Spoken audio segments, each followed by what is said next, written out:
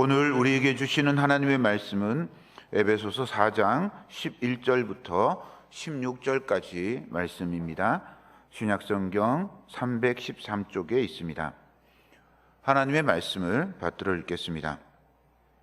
그가 어떤 사람은 사도로, 어떤 사람은 선지자로, 어떤 사람은 복음 전하는 자로, 어떤 사람은 목사와 교사로 삼으셨으니 이는 성도를 온전하게 하여 봉사의 일을 하게 하며 그리스도의 몸을 세우려 하심이라.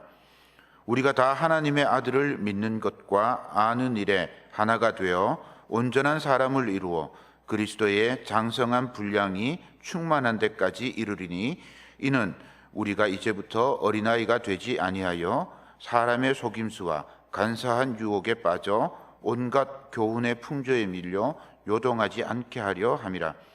오직 사랑 안에서 참된 것을 하여 범사에 그에게까지 자랄지라. 그는 머리니 곧 그리스도라. 그에게서 온 몸이 각 마디를 통하여 도움을 받음으로 연결되고 결합되어 각 지체의 분량대로 역사하여 그 몸을 자라게 하며 사랑 안에서 스스로 세우느니라. 아멘. 할렐루야 찬양대가 추석에 걸맞는 그런 민요 리듬을 탄 그런 귀한 찬양을 주님께 올렸습니다. 어떻게 추석은 잘 지내고 계십니까? 예. 대답 소리가 원기왕성한 것 보니까 격하게 추석을 지내고 계신 것 같아요. 예. 윌리엄 랜돌프 허스터라는 사람은 20세기의 그 미국의 언론 출판 재벌입니다. 이 사람이 돈이 많으니까요, 진귀한 예술품 수집을 취미로 삼았습니다.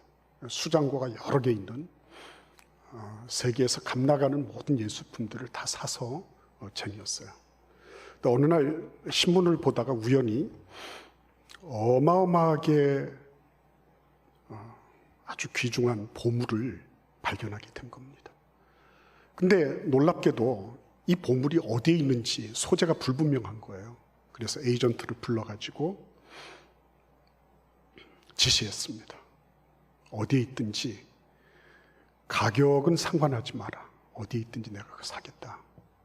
그래서 이 에이전트가 전 세계를 돌아다니면서 유명한 갤러리마다 다 수소문해서 몇 개월을 찾고 찾아서 드디어 행방을 알아냈어요. 회장님 찾아냈습니다. 그게 어디 있어? 회장님 수장고에 있습니다. 예. 자꾸 찾았는데 보니까 자기 창고에 뽀얗게 먼지를 쓰고 앉아서 그 보물이 있더라는 거예요. 그리스도인들 가운데서도 내 안에 하나님이 주신 보물이 얼마나 큰지를 모르는 사람들이 많죠. 그래서 늘 새로운 거, 늘 신비로운 거, 더 괜찮아 보이는 거, 그런 것들을 찾아서 헤매요. 결국 가서는 그게 전부 다 보니 내 안에 먼지 맡고 있는 보물을 몰라서 그럴 수 있구나. 오늘 우리는 그 보물 찾기를 할 겁니다. 저는 이 보물 찾기를 여러분과 함께 할 수 있게 된 게 감사하고, 오늘 우리 교회를 방문하시고 부모님, 가족, 친지들을 찾아서 오신 여러분들 환영하고, 또 우리 교회를 떠나서 고향으로 가신 많은 성도들이 계세요. 그분들도 그 고향 교회에서 많은 은혜를 받고 또 누리는, 그래서 슬기로운 추석나기를 잘 할 수 있기를 바랍니다. 우리 같이 기도드리겠습니다. 고마우신 주님, 오늘 저희가 주의 말씀을 나눌 때 이 자리에 임재하셔서 주님의 진리의 정수를 저희들이 맛볼 수 있도록 은혜 내려 주옵소서. 예수님의 이름으로 기도하옵나이다. 아멘.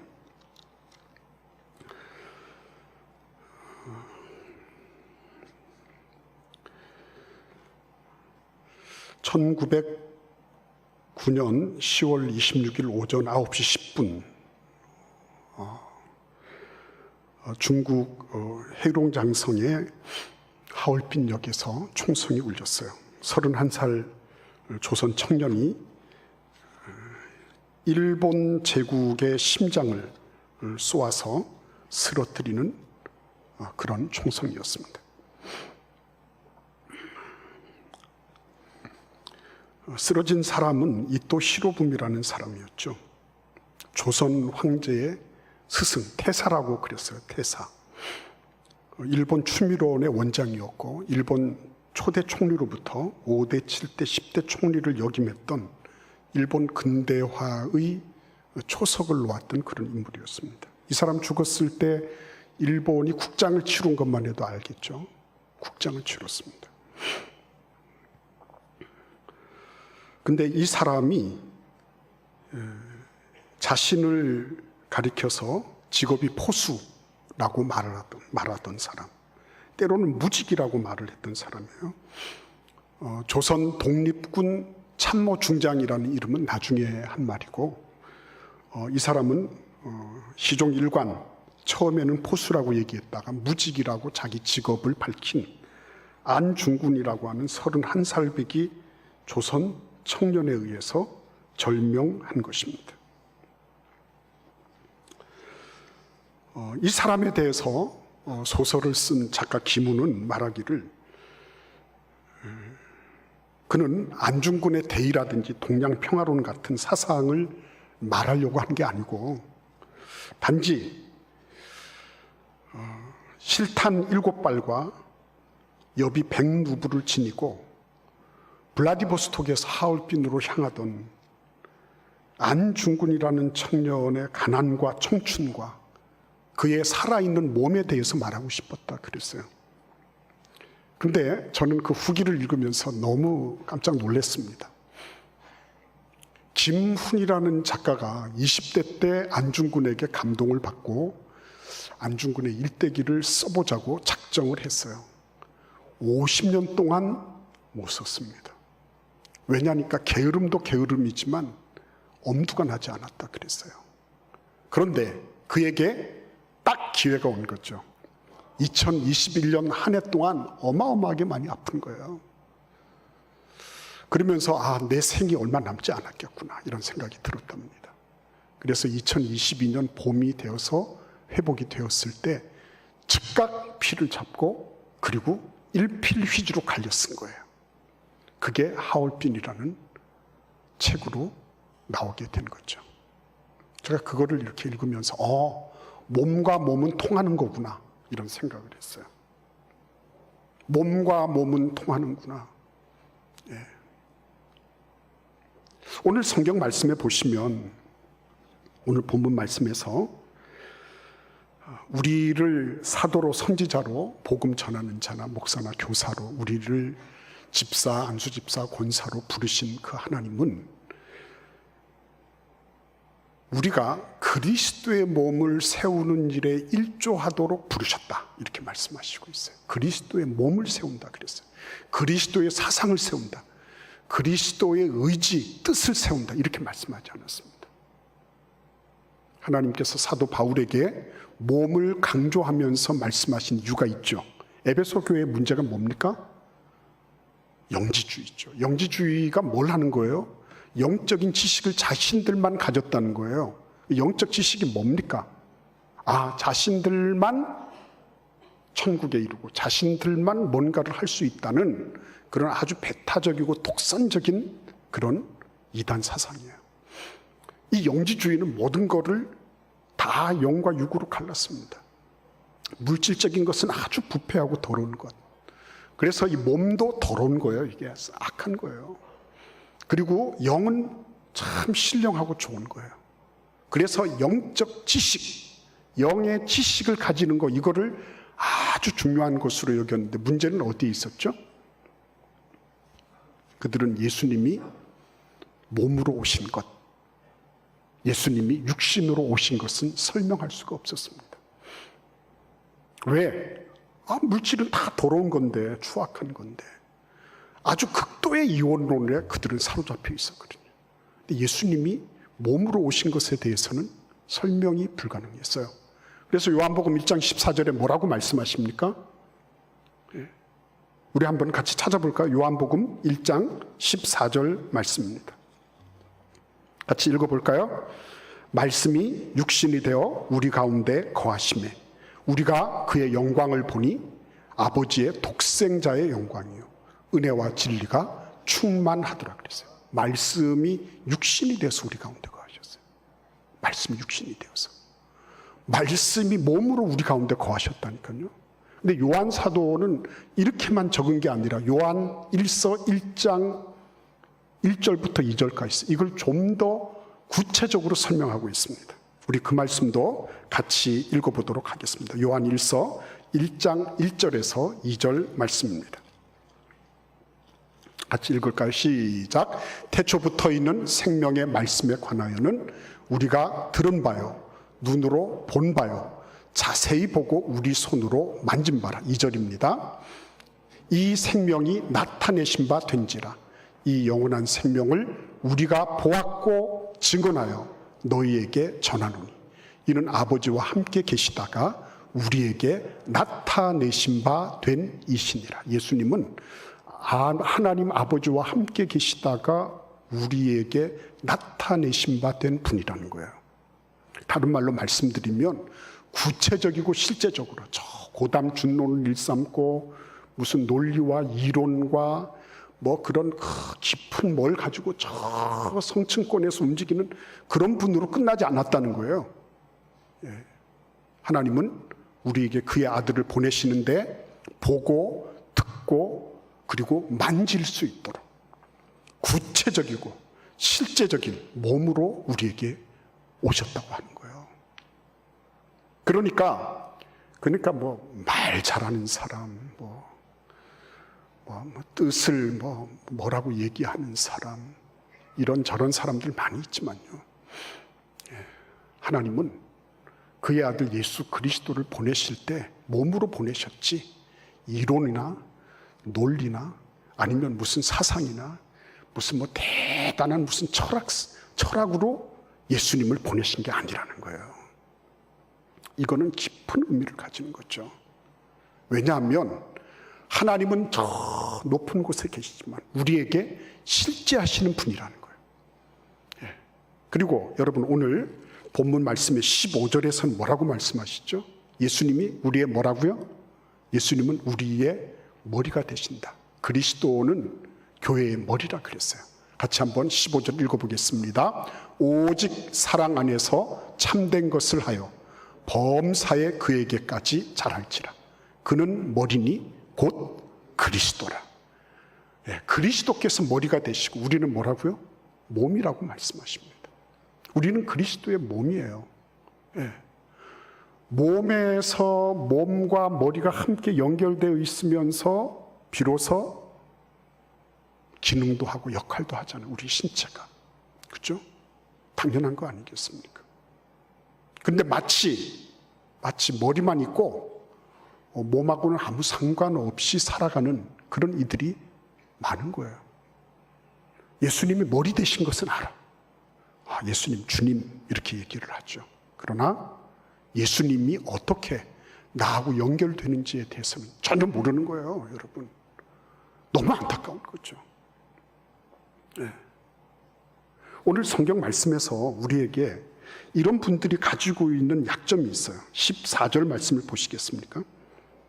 이는 우리가 이제부터 어린아이가 되지 아니하여 사람의 속임수와 간사한 유혹에 빠져 온갖 교훈의 풍조에 밀려 요동하지 않게 하려 합니다. 그랬습니다. 이게 머리하고 몸이 서로 이렇게 떨어져 있으면요, 그건 죽은 거잖아요. 그래서 이런 사람들이 하는 게 뭐냐면 유혹에 쉽게 빠져요. 교훈의 풍조에 밀려서 이리저리 표류합니다. 한때는 이렇게 했다가 또 저럴 때는 다를 때는 또 저렇게 갔다가 왔다 갔다 해요. 뭔가 이렇게 딱 풀이 박혀 있는 그런 중심성이 없어요. 마음에 내키면 하고 그렇지 않으면 그만두고, 사람들이 좀 알아주면 하고 사람들하고 연관없겠다 싶으면 꼭 내가 해야 되냐 그러고 뒤로 물러나고, 이런 일들을 무수히 반복하는 거죠. 그래서 나타나는 현상이 뭐죠? 그 13절에 보시면 우리가 다 하나님의 아들을 믿는 것과 아는 일에 하나가 되어 온전한 사람을 이루어 그리스도의 장성한 분량이 충만한 데까지 이른다. 장성한 분량이 충만한 데 이르는 성장의 기회를 놓쳐버려요. 이리저리 표류하고, 그리고 속임수에 빠지고 유혹에 빠지고, 그래서 시간을 허비하고 낭비하는 그런 정도가 아니라 나중에 보면 자신이 성장할 수 있는 기회를 놓쳐버려요. 근데 이분들이 늘 하는 말이 있죠. 뭘 하는 겁니까? 이런 분들이 하는 말이, 나는 믿음이 없어요. 나는 그런 경험이 없어요. 늘 입에 달고 있어요. 나는 그런 거 할 수 있는 말이 없어요. 그런 뭐가 없어요. 그래서 내가 좀 더 그런 일들이 그러한 어떤 영적인 그런 체험이나 안 그러면 지식이나 어떤 믿음에 대한 어떤 부분들이 내가 좀 더 충족되면 그런 일을 할게요. 이렇게 얘기합니다. 안중근이 이토 히로부미를 저격할 때 그때 얘기를 기문은 아주 건조하고 메마른 필체로 이렇게 적고 있습니다. 그는 실탄 7발과 여비 100루블을 지니고 하얼빈으로 갔다. 안중근은 그 시대 전체의 대세를 이루었던 세계사적 규모의 폭력과 야만성에 홀로 맞서고 있었던 것이다. 그가 확보한 물리력이란 단지 권총 한 자루였다. 실탄 7발이 쟁여진 탄창 1개, 그리고 강제로 빌린 여비 100루블, 그게 전부였다. 여러분, 이거 굉장히 중요한 부분이 있죠. 그가 가지고 있었던 게 별로 얼마 되지 않았다는 거예요. 그 수많은 러시아 경호원들, 일본 순사들 깔려 있었고요. 그 하얼빈 역은 말 그대로 정말 어떻게 보면 안중근이 들어갈 수 있는 그런 상황이 안 됐었어요. 근데 그날따라 일본이 경계를 느슨하게 한 겁니다. 일장기 든 사람 다 들어오게 해라, 이렇게 한 거죠. 근데 여러분, 권총 한 자루, 실탄 7발, 그리고 그가 지니고 있었던 100루블, 이제 거의 다 썼어요. 우덕순하고 다 써서 얼마 남아있지도 않았습니다. 근데 그걸 가지고 일본 제국의 심장을 저격할 수 있다고 누가 생각했겠어요? 근데 그걸 했단 말이에요. 중국의 조야가 다 발칵 뒤집혔죠. 순원으로부터 시작해서 량치차오 같은 사람, 현두슈 같은 사람, 이런 사람들 전부 다 경탄하면서 경악했어요. 우리 몇 억 중국인이 할 수 없는 일을 안중근이 했다고. 저 31살 배기 청년이 했다고 그랬습니다. 여러분 한번 생각해 보세요. 적어서 안 된다. 나는 시간이 없기 때문에 안 된다.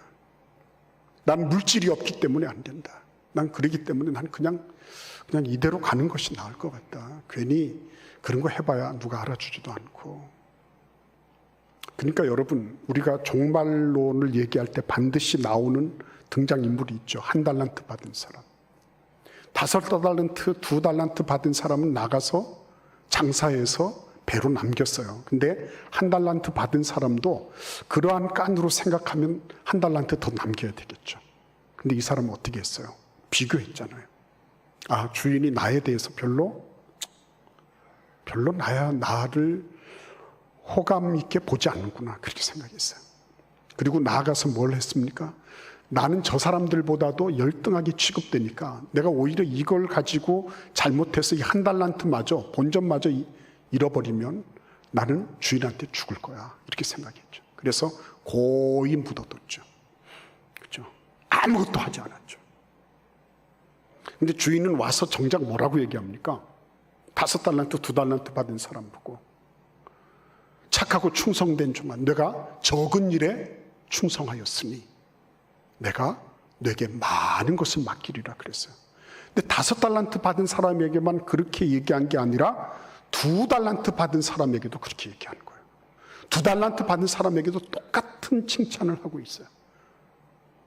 한 자도 틀림이 없어요. 이 얘기는 뭡니까?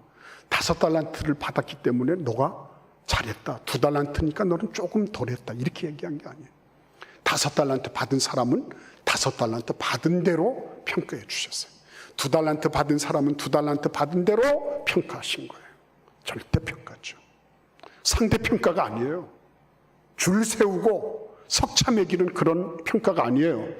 너에게 주어진 대로 최선 다하는 거예요. 나에게 시간이 있는 대로 최선 다하는 거예요. 나에게 주어진 물질대로 하는 거예요. 그게 하나님께서 보시는 그런 착하고 충성된 종의 모습이었습니다. 핀란드 교육이 그렇죠. 핀란드에는 시험을 치는데 선생님하고 논의하죠. 시험 치는데 무슨 논의를 하냐. 그렇지 않아요. 선생님은 학생들이 지난번보다도 얼마만큼 그 학생이 자기의 영역, 자기가 있던 수준에서 더 뛰어나느냐, 이걸 평가해요. 네가 다른 학생들 보고 다른 학생들보다 얼마나 더 뛰어났냐, 이거 얘기하지 않아요. 그렇지 않습니까? 남들보다 더 뛰어난 게 얼마나 큰 거예요. 그거 별로 중요하지 않다는 거예요. 네가 내 자신을 이기는 게 훨씬 중요하다는 거죠. 네가 너를 이겨라. 네가 이전보다도 더 낮게 나아가는 거, 그게 학력이 더 성장하는 거다. 이렇게 보는 거예요. 그래서 핀란드가 러시아하고 접경을 하고 있으면서도 러시아한테 꿀리지 않죠. 네. 핀란드는 계속 자기를 갱신해 나가는 그런 교육을 하고 있기 때문이에요. 중요한 건 그거죠. 남들이 볼 때 얼마나 대단하느냐 별로 중요하지 않습니다. 내가 나에게 주어진 것을 어떻게 발휘하느냐, 이게 성경의 굉장히 중요한 요점이죠. 예. 여러분, 다윗을 한번 생각해 보겠습니까? 다윗은 어떻게 했어요? 다윗이 골리앗을 만나러 갈 때 이념으로 갔습니까? 골리앗은 이렇게 싸우면 된다고 사상과 전략 전술을 막 입으로 막 불면서 갔나요? 아니에요. 몸으로 갔어요, 여러분. 뭘 준비했죠? 물맷돌 5개. 엘라 골짜기에 가서 반들반들한 자갈돌 5개 가지고 갔어요. 근데 어떻게 된 거예요? 다윗이 내가 모독하는, 내가 모욕하는 하나님의 이름으로 갔잖아요. 머리 대신 하나님과 연결되어 있었다는 거죠. 그 결과가 뭐였습니까? 예, 골리앗 이마에 구멍을 내고, 그리고 5개까지 쓸 필요가 없었습니다. 한 발로 다 그냥 끝내버렸어요. 예, 골리앗이 들어누우면서 뭐라 그랬겠어요? 예? 골리앗이 들어누우면서 뭐라 그랬겠습니까? 야, 정말 내가 살다가 별꼴을 다 보겠다, 그러지 않았겠어요? 예? 저 꼬맹이한테. 그러니까 이 슬링이라 그랬죠. 물맷돌을 막대기의 끝에다가 이렇게 달아가지고요, 거기에다가 이 자갈을 집어넣어서 빙빙빙빙 돌려가지고 딱 치는 거예요. 이게 옛날 저격수의 저격 방법이었습니다. 그러니까 골리앗이, 야, 네가 나를 개로 알고 막대기 들고 오느냐 그랬잖아요. 그가 원거리에서 타격할 줄은 꿈에도 몰랐어요. 늘 골리앗은 근접전을 해서 이겼으니까. 근데 다윗은 그 방법을 바꿔버렸잖아요. 게임의 룰을 바꾸면서 그는 원거리 타격전으로 가서 이겨버린 겁니다. 근데 그걸 어떻게 알았어요? 다윗이 전술 전략책을 보고 리델 할트니 손자병법을 읽고 그렇게 했어요? 아니에요. 하나님께서 그렇게 길러 놓으신 거예요. 하나님과 연결되어 있으면 되도록 되어 있어요. 내가 평소에 하나님과 연결되어 있으면 물맷돌 5개가 아니라 하나라도 그걸 가지고 하나님의 방식대로 가면 되는 거예요. 강하고 담대하게 가서 그냥 돌려서 쳐버렸잖아요. 예. 구멍이 나도 엄청 크게 났을 겁니다. 예. 그러니까 여러분, 우리가 중요한 거는 물맷돌이 몇 수백 개, 몇 수천 개가 있냐, 이게 중요한 게 아니에요. 예. 내가 골리앗보다도 얼마나 키가 되고 얼마나 근력이 되냐, 이것도 중요한 게 아니에요. 하나님과 연결돼 있으면 되는 거예요. 거기에서 나에게 주어진 대로 내가 활용하면 되는 거예요. 우리 요한복음 15장 5절 말씀 같이 읽어보도록 하겠습니다. 연결돼 있으면 된다. 그죠? 요한복음 15장 5절 말씀 함께 읽겠습니다. 너희가 나는 포도나무요 너희는 가지라. 그가 내 안에 내가 그 안에 거하면 사람이 열매를 많이 맺나니 나를 떠나서는 너희가 아무것도 할 수 없습니다. 그죠? 나는 포도나무 너희는 가지다. 그가 내 안에 내가 그 안에 거하면 그러면 이 사람은 과실을 많이 맺는다 그랬어요. 이깁니다, 여러분. 이깁니다. 예. 반드시 이기게 돼 있습니다. 오병이어 꼬맹이 먹는 도시락 그것도 주님 손에 옮겨지잖아요. 그렇죠? 옮겨집니다. 5,000명 먹고 남았어요. 모세를 한번 생각해 보세요. 모세가 지팡이 가지고 양들 쳤습니다. 근데 그 지팡이를 가지고 바로 앞에 섰어요. 바로 앞에 서서 그걸로 뱀도 만들고 다 했어요. 그 지팡이를 가지고 홍해를 갈랐습니다. 그렇죠? 남들이 볼 때는 저 지팡이를 가지고 뭘 하겠나 싶어요. 그러지 않겠습니까? 네? 저 물맷돌 가지고 뭐 하겠나 싶어요. 그런데 하나님과 연결되어 있으니까 그게 별것 아닌 것 같은데 어마어마한 엄청난 일을 해내는 거죠. 거기에는 뭐가 반드시 수반됩니까? 이론이 수반되는 거예요? 말 잘하는 게 필요한 겁니까? 예? 논쟁에서 이기는 게 필요한 겁니까? 그게 아니에요. 가서 그냥 몸으로 상대해내는 거예요. 몸으로. 예? 여러분 예수님께서 십자가에 달리실 때 어떻게 달리셨나요? 입으로 달리셨습니까? 아니 몸으로 달리셨어요. 예수님은 하나도 빠짐없이 그 모든 인간의 고통들을 하나도 남김없이 몸으로 다 받아내셨어요. 몸으로 남지 않는 건 남는 게 아닌 거예요. 몸으로 하지 않은 거, 입으로 한 거 아닌 거예요. 그거는 하나님 앞에 내가 나가서 내 몸으로 하는 거예요. 몸으로 주님 앞에 예배드리고 몸으로 내 자신이 나가 해야 될 부분을 감당해내는 거예요. 예수님 그렇게 하셨습니다. 그 김훈 작가가 그 하얼빈 역에서 열차가 한 10분 정도 늦게 왔어요. 근데 이토 히로부미의 그 모습을 잘 몰라요. 요즘처럼 뭐 매스미디어가 발달된 것도 아니고 옛날 신문에서 오려놓은 이토 히로부미를 멀리서 본 그가 수염이 있더라. 그리고 다른 사람들보다 키가 작더라. 그거 하나밖에 없는 거예요. 그런데 러시아 재무장관하고 열차가 딱 도착했을 때 러시아 재무장관하고 열차관 안에서 얘기하고 차 좀 마시고 그리고 내려오는 겁니다. 근데 이제 의장대 사열을 하고 그러는데 옆에서 뭐가 있어요? 군악대가 있잖아요. 붕착 막 하는 거야. 예. 처음에는 좀 이게 내가 이토 히로부미를 몇 발을 쏠 수 있을까? 2발, 3발 쏘면 경호원이 나를 덮칠 거다 이렇게 생각을 했는데 옆에서 군악대가 막 이렇게 해주니까 어때요? 총알 소리가 묻힐 것 같은 거예요. 이거 몇 발 더 쏠 수 있겠다 희망이 생긴 겁니다. 그래서 쿵짝쿵짝 하는데 그 뒤로 갔어요. 딱 조준선 위에다가 이토 히로부미를 올려놨어요. 근데 걸어가잖아요 이렇게 의장들을. 그러니까 조준선 위에 있다가 또 사라지고 위에 있다가 사라지고 막 이러는 거예요. 근데 어느 순간 조준선이 한참 있는 거예요. 그때 엄지손가락 2번째 마디가 움직입니다. 움직이는데 어떻게 움직이는지 저절로 움직였다 그랬어요. 저는 작가의 통찰력이 너무 새로웠습니다. 저절로 움직인다. 지금까지 자기의 의지대로 왔습니다. 부산에서 인천에서 저 부산으로 원산으로 블라디보스톡으로 블라디보스톡에서 하얼빈으로 자기 의지대로 왔어요. 근데 이제는 몸이 반응할 차례인 거예요. 몸이 자기도 모르는 사이에 움직이는 거예요. 반동을 느낄 때마다 총알이 이토 히로부미에 들어가서 박혔구나 하는 걸 느꼈다 그랬어요. 작가적 상상력이요. 빛이 막 발하는 겁니다. 제가 그걸 읽으면서 얼마나 그렇구나.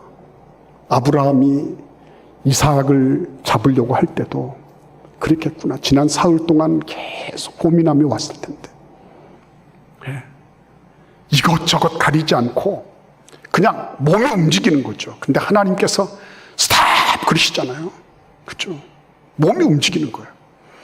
네. 예수님께서 밤새도록 고민하시고 고통하시면서 이 잔을 내게서 떠나가게 해주십시오. 그러나 주님의 원이면, 아버지의 원이면 내가 마시겠습니다. 그러셨죠. 그리고는 십자가를 향해서 나가시는데 이제는 뭐 다른 생각이 뭐 있겠어요. 몸이 나가시는 거예요. 오죽하면 그 아리마다 사람, 그 구레뇨 사람을 불러다가 너 이리 와서 예수님 십자가 대신 져라, 이렇게 얘기를 했겠습니까? 그 구레뇨 시몬은 그런 의미에서 생각하면 예수님이 지금 육신적으로나 정신적으로나 모든 영역에서 당신의 몸이 지금 가고 있는 거지 막 명료하게 모든 것들을 딱 잡고 있다, 이렇게 생각은 못했을 거예요. 몸이 가고 있었던 거예요. 저는 이 말씀을 읽으면서 묵상하면서 그렇구나, 주의 말씀 따라 순종하다 보면 어느 순간 내가 의식하지 못하더라도 내가 이걸 해야 되느냐 말아야 되느냐 갈등하는 게 아니라 그냥 몸이 그냥 나가는 거구나.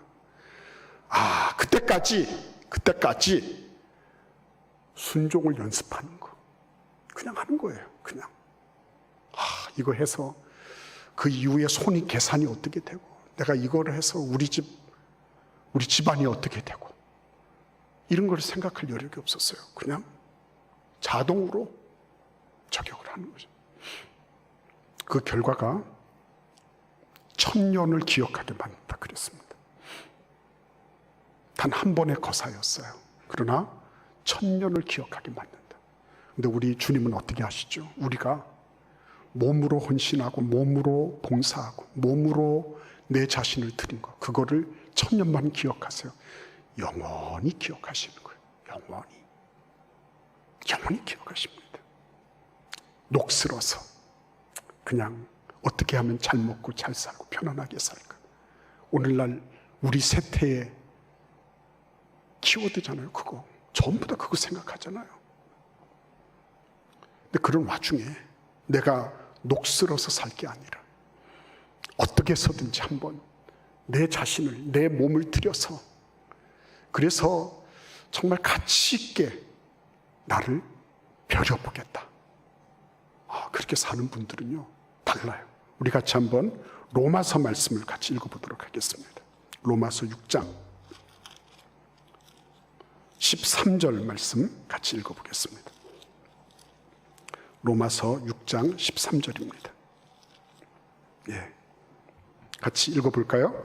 또한 너희 지체를 불의의 무기로 죄에게 내주지 말고 오직 너희 자신을 죽은 자 가운데서 다시 살아난 자 같이 하나님께 드리며 너희 지체를 의의 무기로 하나님께 드리라. 우리 육신은 내버려 두면 불의의 무기가 될 가능성이 많습니다. 그러나 예수 그리스도처럼 하나님께 드리기 시작하면 의의 무기가 되는 것입니다. 의의 무기. 어마어마한 기회가 생기는 거죠. 나에게 있는 거 크다 적다 말하지 말고, 나에게 있는 시간이든지 물질이든지 나에게는 어떤 힘이든지 그것이 무엇이든지 간에 하나님이 나에게 주신 것을 의의 병기로 내 몸으로 그거를 해낸다. 그 축복이죠. 우리 그 한국의 선교단이 스위스를 방문했을 때 스위스의 어떤 그 선교센터에서 어떤 할아버지가 경비실에서 막 봉투를 풀기를 해서 이렇게 접고 있더래요. 그래서 들어갈 때 봤는데 나올 때도 계속 그 일을 하고 있어서 안내하는 분한테 물었답니다. 저 할아버지는 뭘 하는 분인데 저렇게 열심히 봉투를 풀질하고 있습니까? 그랬더니 저분은 원래 아프리카에서 선교하시던 분인데 다 마친 다음에 은퇴하고 나서 이제는 힘이 다 됐으니까 이 선교 본부에 와서 편지 봉투 붙이는 거라도 자원봉사하기 위하여 왔다고. 그냥 놀면 뭐 하냐고. 그래가지고 열심히 그거 붙이고 있더라는 거죠. 우리의 몸은 의의 무게가 될 수 있습니다. 우리가 비록 어마어마한 큰 일을 하지 못한다 할지라도, 나한테 탄알이 7발밖에 없고 물맷돌이 5개밖에 없다 할지라도, 지팡이 하나 딸랑이 있어도 머리 대신 예수님하고 연결되면 그때는 달라지는 거죠. 이번 추석에 가족 친지들과 함께 모이셨죠. 그럴 때 한번 그래, 우리 머리 대신 예수님 기뻐하시는 일을 한번 해보자. 그래서 예배도 드리고, 그래서 그래, 의미 있는 일이 뭘까?